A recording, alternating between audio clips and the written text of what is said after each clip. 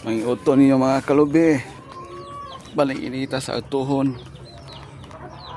Muna na itong finished product sa atong gama nga balay nga half simento mga kalubi. Duara ka layer nga hollow block. Natapingan na ni mga kalubi. Basa pa ni siya. Di pa kayo uga. Gis 12 ang sukod ani mga kalubi.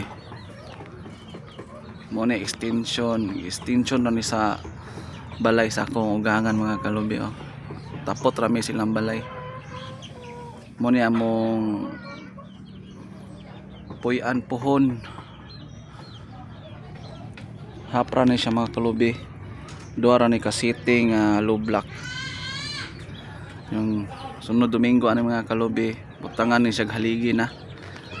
Haligi og mga kahoy ra ni siya. Haligi og sin. Dire.